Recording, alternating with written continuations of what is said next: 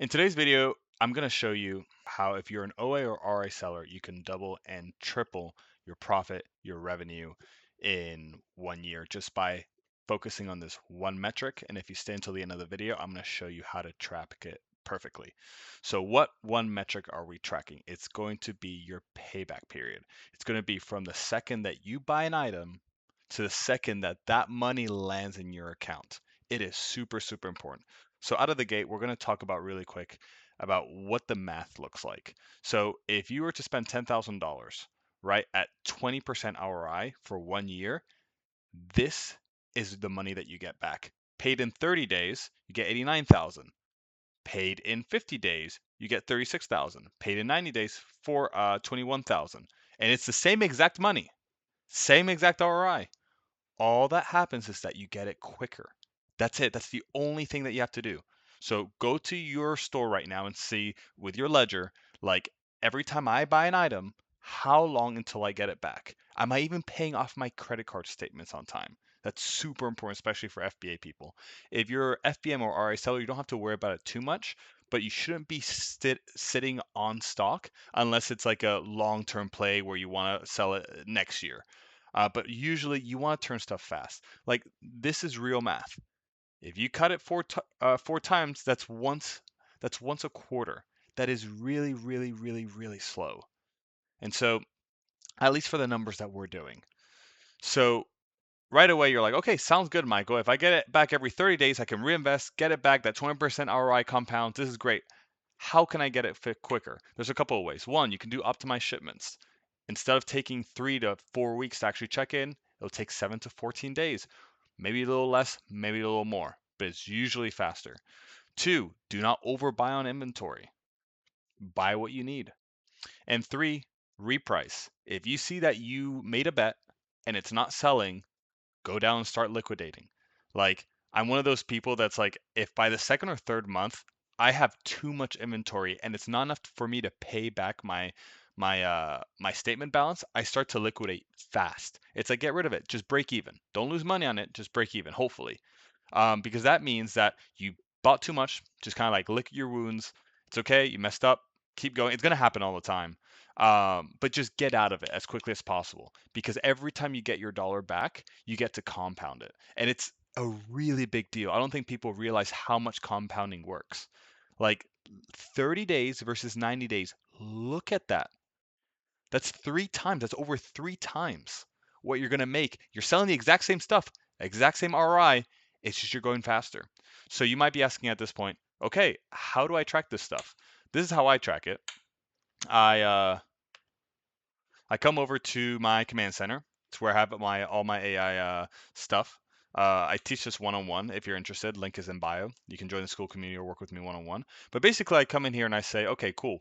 What is the stuff that's taking the longest to sell? What is the stuff that's taking the slowest to sell? And then after that, obviously these are all made up. I have my showroom camera on, but right away it'd be like, okay, unit stuck 128 units. Got it. That's not good. Why are they stuck? The oldest is 79 days, 113 days, 400. Dude, you need to get rid of this stuff. But then this quick stuff, this is I like. It's like, why is it selling so quick? I have 200 units and it's on average selling in 29 days. That's a fast optimized shipment and I'm getting my money back quickly. I'm paying off that credit card as soon as the statement cycle comes. Even before, because you have 55 days, right? Especially if you're doing 1 week per month per credit card if you're doing credit card float to maximize your float. But then you're like, okay, cool. Then how do I do my repricer? Obviously, everyone has different repricers. You can choose whichever one you want, but whichever one you want, I went ahead and just get the API and put it in here. And so in here, you can kind of start to see, okay, what do I need to reprice? And it'll tell me, hey, you need to start going down because you're not going to make it. This you need to start going up. It's selling well.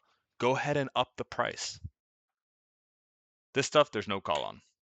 And then you can go down here, look at price history. Before you reprice something, hey, what's going on here? Like, where is it selling at? And so this might look a little complicated. Once you get into it, it gets easier. And by the way, this is Claude, so you can do whatever you want. I literally give this to people, and then they say, hey, I want it to look like this, this, and this. I want you to take these columns out and put these columns in. Boom. It's working for you. You don't even need me with you. So anyway, just wanted to give you that little video. I think this is super helpful. The second I got my cash flow better, um, everything, a lot was solved for me. It's one of those metrics that, at least in this game of OA and RA, just solves so much. And I think I see a lot of people that I say that they're like capital constrained, and it's like, well, yeah, if it's taking you 90 days to get your capital back, of course you're capital constrained. But if you put that down to like 45 days, maybe even 30, you are pumping. You're getting your money back quickly. So it's like you need to start, if the advice that I give to newer sellers and any sellers that will listen, is get your KPIs and foundations right before you even try to pump money in. Because if you're just trying to pump money in, it happens with a lot of businesses. You're trying to fix problems, like foundational problems with money. Oh, we need to dump money in it, and it's really easy to dump money into a bad system that's not working. What's a good system look like? Repricer's doing its job. You're getting your cash back. If you have any duds or any bad buys, you get rid of them quickly. If you have any good buys, you know which ones they are. So you go into your restock that's over here. You know what to restock on, tells you exactly where. You go to details, gives you all the details that you need.